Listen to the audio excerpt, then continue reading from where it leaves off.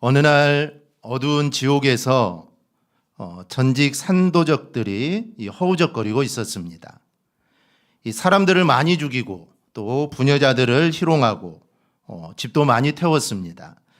아브라함이 하늘에서 내려다 보니까 이 사람들이 다른 제수들과 허우적거리며 괴로워하는 모습이 보였고, 아브라함은 측은한 생각이 들었습니다. 그래서 이 제수가 생전에 무슨 좋은 일을 한 것은 혹시 없냐라고 이렇게 한번 살펴보았습니다. 그랬더니 딱 한 가지, 그가 산길을 가다가 자기가 밟아 죽일 뻔한 거미를 가까스로 비껴가서 살려주었던 일이 있었습니다. 그래서 아브라함은 하나님께 부탁을 해서 거미줄 한 가닥을 내려주게 됩니다.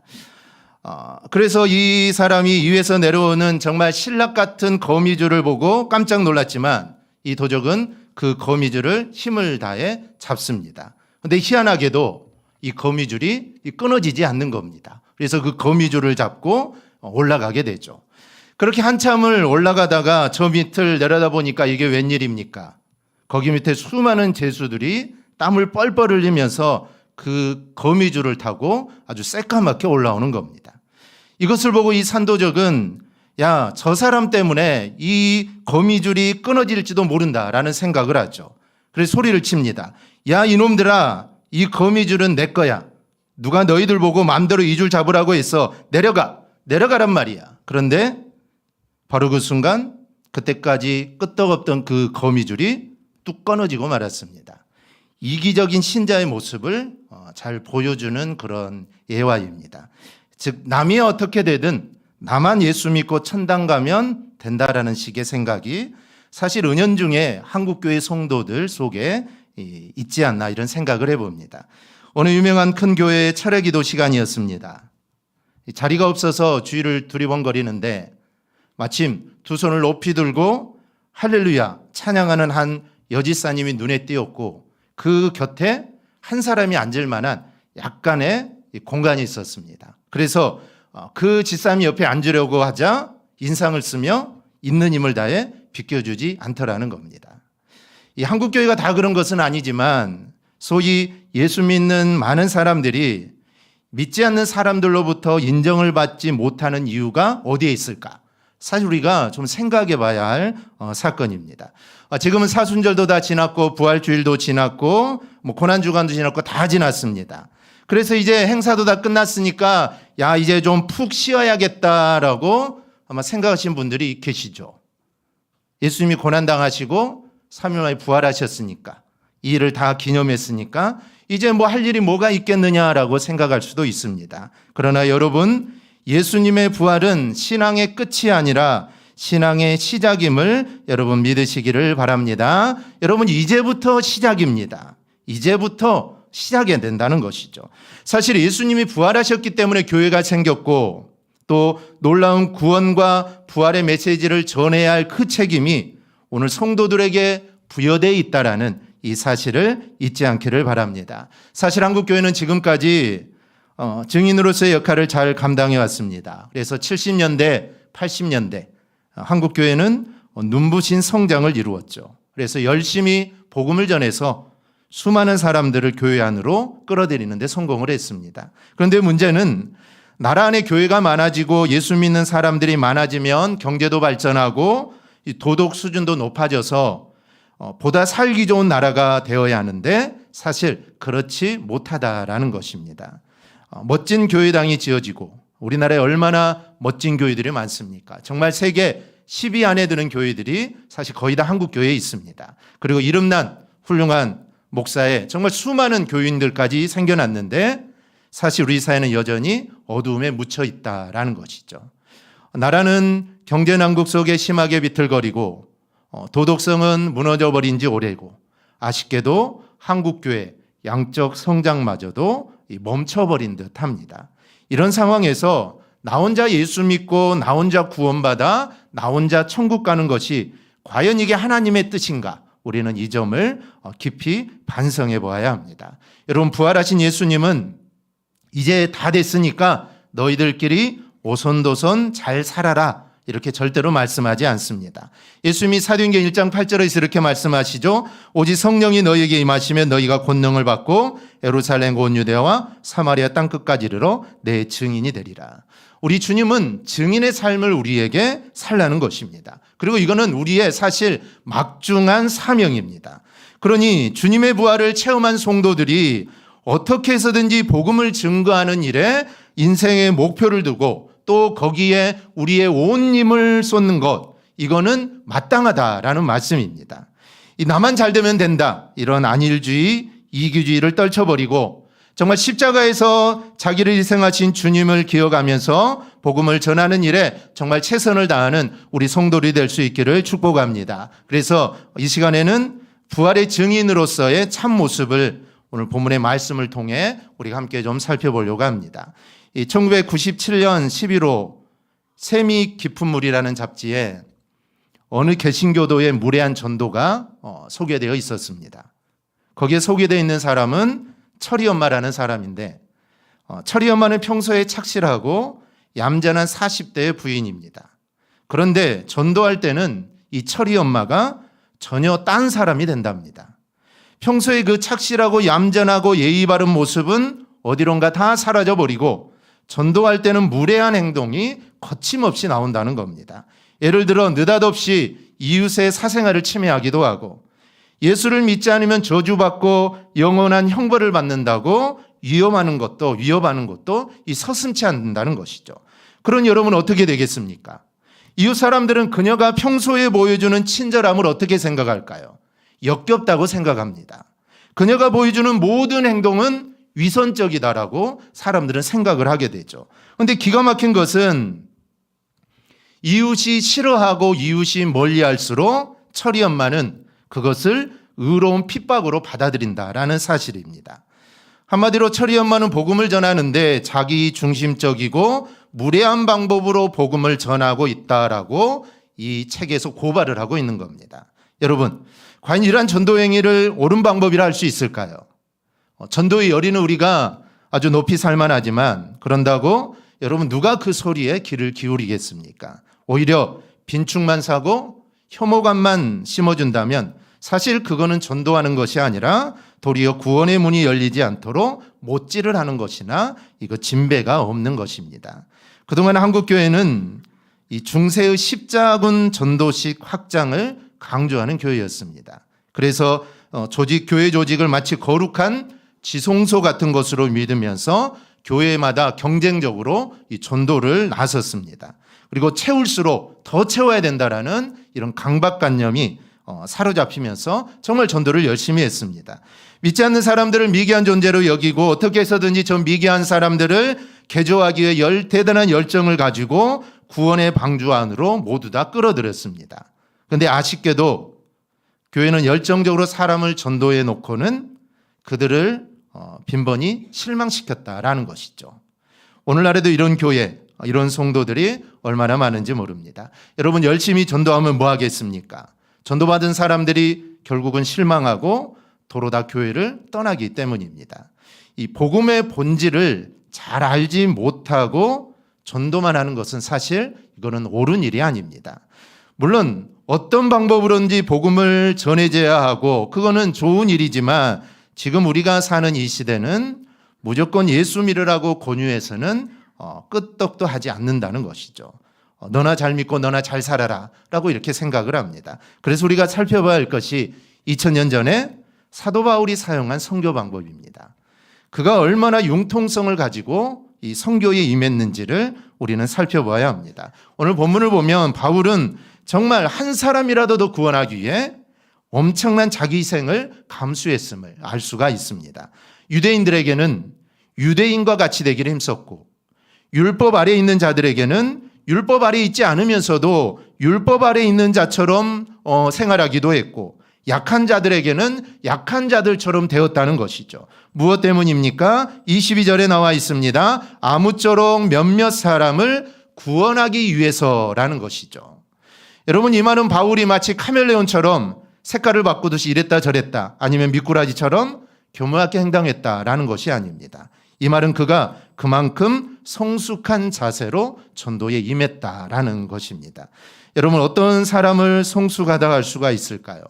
자기 입장을 경고하고 고수하는 사람, 사실 이런 사람은 성숙한 사람이 아닙니다. 성숙한 사람일수록 자기 입장을 떠날 줄 알아야 합니다. 즉 자기중심주의를 포기합니다. 바울처럼 남의 입장에서 생각하고 남의 입장에서 설 줄 아는 사람이 바로 성숙한 사람입니다.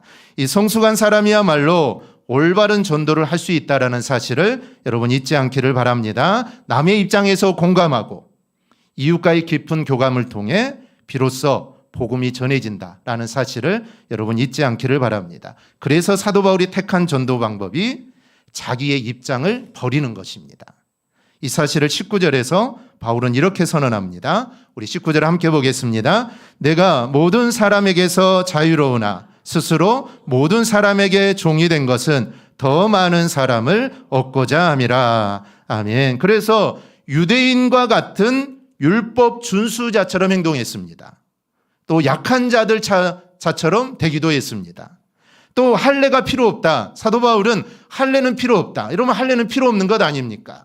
할례로 구원받는 게 아니기 때문에 사도 바울은 할례는 필요 없다라고 했습니다. 그런데 할례가 필요 없다라는 것을 알면서도 그는 디모데에게 할례를 행하라고 했습니다.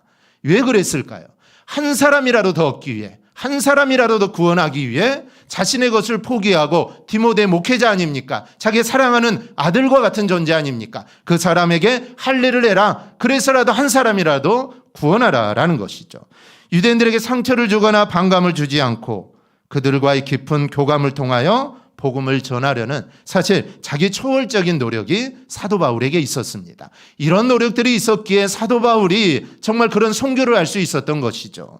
여러분, 이것이 바로 바울의 선교 방법입니다. 바울은 예수의 십자가를 증거하기 위해 여러 사람 부류의 사람들을 포용하고 또 그 사람 속으로 들어가서 대화하고자 했습니다. 그러기 위해서 과감히 자신을 버리는 희생도 그는 감수했던 것이죠. 여러분, 우리는 모두 부활의 증인입니다. 그리고 교회는 증인들의 공동체입니다. 우리가 주일날 교회에 와서 말씀을 듣고 은혜를 받아 세상으로 나갑니다. 그리고 세상에서 정말 그 말씀대로 살려고 우리가 부단히 노력을 하죠. 다짐하고 또 다짐하지만 사실 잊어버리기도 하고 또 절망하기도 합니다. 알지만 사실 잘 되지 않죠. 하지만 우리에게는 말씀대로 살고자 하는 거룩한 부담감이 있어야 합니다. 그런 부담감을 다 떨쳐버리고 그런 부담감을 가지지 않고 사는 것은 성도의 삶이 아닙니다. 우리는 세상에 살면서 늘 거룩한 부담감을 가지고 있어야 합니다. 나는 왜 말씀대로 살지 못할까? 나는 왜 하나님의 뜻대로 살지 못할까? 이런 거룩한 부담감을 가지고 살아야 합니다. 사실 이런 신앙생활이 여러분 잘하는 것입니다. 하지만 여기에서 멈춰서는 안 됩니다. 방금 말씀드렸듯이 우리는 모두 부활의 증인입니다. 그냥 말씀 우리가 잘 듣고 말씀 은혜 받고 그 말씀대로 그냥 살려고 노력하는 것, 그것도 잘하는 거지만 사실 그거는 아닙니다. 우리는 모두 다 부활의 증인이고 이 교회는 부활을 증거하는 공동체입니다. 즉 가장 중요한 것은 예수의 부활을 세상에 전하는 것이죠. 말씀대로 사는 것도 중요하지만 거기에 플러스해서 예수의 부활을 세상에 전하며 우리는 살아야 합니다. 그렇다면 말씀대로 사는 것도 중요하지만 말씀대로 살면서 증인의 삶도 함께 우리는 살아가야 합니다. 우리 모두 증인인데 증인으로서의 삶을 살지 못하고 있다면 사실 그것은 잘못 살고 있는 것입니다. 그래서 교회는 전도와 선교에 힘을 씁니다. 그리고 교회인 우리도 전도와 선교에 힘을 써야 합니다.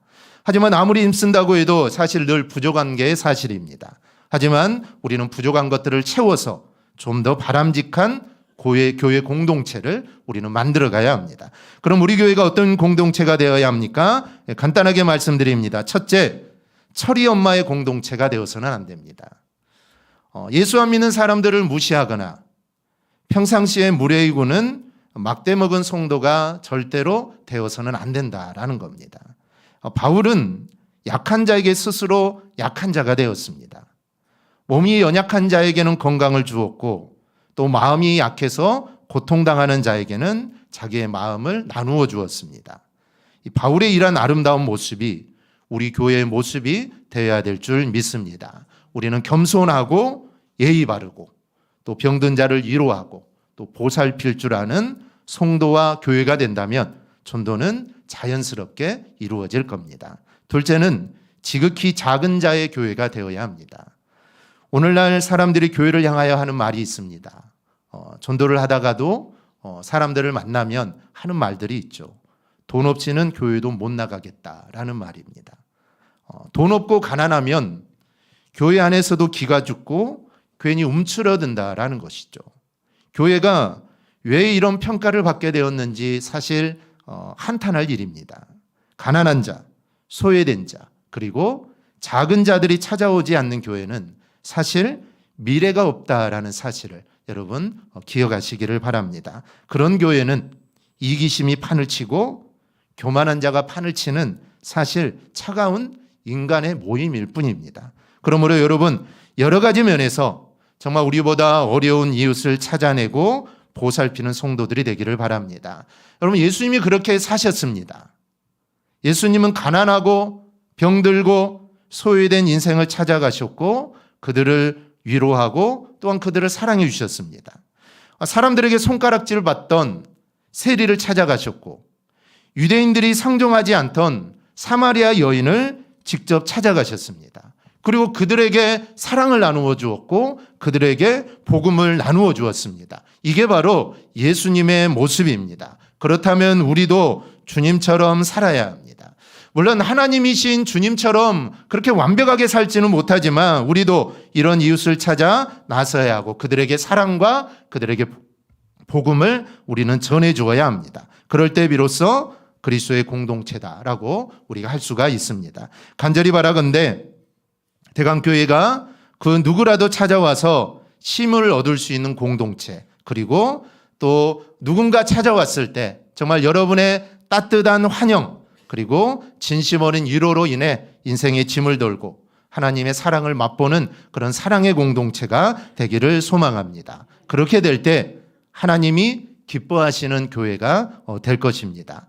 오늘 우리는 사도 바울의 숭고한 선교 정신을 배웠습니다. 이 복음이라는 대원칙 안에서 확고히 서 있던 사도 바울의 위대한 융통성이 이 시대에 꼭 필요한 것을 우리는 깨달아야 합니다. 물론 변하지 않는 것은 있죠. 융통성이 있다고 이랬다 저랬다 모든 사람에게 맞춰주는 건 아닙니다. 변하지 않는 진리는 있죠. 예수 그리스도를 통하여 구원받는다는 대진리는 변하지 않습니다. 누가 그거를 무시하고 그건 아니다고 하면 사실 그것까지 받아줘서는 안 된다는 것이죠. 당연히 그런 사람이 있으면 가르쳐 주어야 하고 그건 맞지 않다라고 말해 주어야 하지만 그것 외에 정말 진리는 변하지 않지만 그 외의 것들은 우리가 좀 양보하고 융통성을 충분히 발휘할 수 있다는 것이죠. 그 사람을 구원하기 위해 우리는 충분히 양보할 수도 있고 내 것을 좀 내려놓을 수도 있고 내가 많이 배워서 저 사람이 말하는 것에 내가 좀 말해주고 싶지만 저게 옳다라고 말해주고 싶지만 참는 겁니다. 그 사람의 구원을 위해 내가 아는 척하고 하면은 얼마나 실망하겠습니까? 그건 진리가 아닌 것들은 우리가 좀 양보하고 좀 내려놓고 우리가 그렇게 할 수 있다라는 것이죠. 바로 그러한 모습이 오늘 사도 바울에게 있었던 것입니다. 또 그러기 위해서는 자기 비움의 성숙한 신앙이 우리에게 요구됩니다. 이 깨달음을 쫓아 정말 전도의 전선으로 열심히 달려나가는 우리 성도들이 꼭 될 수 있기를 바랍니다. 삶의 터전에서 부지런히 전도하는 우리 성도들이 되기를 축복합니다. 여러분의 삶의 자리에 있는 영혼들이 있습니다. 사실 그 영혼들은 하나님이 여러분들에게 맡겨주신 영혼들입니다. 그들이 구원받기를 하나님은 원하신다는 것이죠. 내가 있는 곳이 직장이든 아니면 뭐 사업장이든 뭐 학교든 뭐 어디든 상관없습니다. 뭐 가정이 될 수도 있겠죠. 우리 가족들도 믿지 않는 가족들도 있기 때문입니다. 그러면 그 사람들은 사실 하나님이 나에게 맡겨주시고 야 네가 저 사람들을 좀 구원해라. 내가 너를 먼저 구원해 줬으니까 너희가 사명을 받아서 네 주변에 있는 사람들 좀 그 사람들 좀 구원해 봐라. 좀 구원해 주라. 사실 하나님의 그런 사명이 사실 우리 모두에게 내려진 것입니다. 그래서 우리는 그 영혼들을 바라볼 때 그들을 긍휼히 여기고 정말 그들에게 예수의 복음을 전해야 합니다. 그러기 위해서는 내 자신의 위치와 자존심을 내려놓고 그들의 필요를 채워주어야 합니다. 그러면 자연스럽게 예수의 복음이 여러분 전해지는 것입니다. 내가 정말 큰 회사의 사장 아니면 내가 사장이라고 해서 교만하고 아랫사람을 부리는 모습이 아니라 내가 사장이어도 정말 아랫사람을 잘 챙겨주고 사실 예수를 믿으라고 말하지 않아도 그런 모습 하나하나가 사실 그들에게 전도가 되는 것이죠. 우리 사장이 예수를 믿는다. 예수 믿는 사람이구나. 참 우리를 잘 대해준다. 사실 그것 자체가 사실 우리의 모습으로 이 전도를 하는 것입니다. 여러분 모두가 부활하신 예수를 증거하는 증인이요. 또 우리 대강교회가 정말 사랑으로 건져된 이 시대의 구원의 방주가 되어지기를 부활하신 예수의 이름으로 축원합니다. 아멘. 우리 찬양 함께 하겠습니다.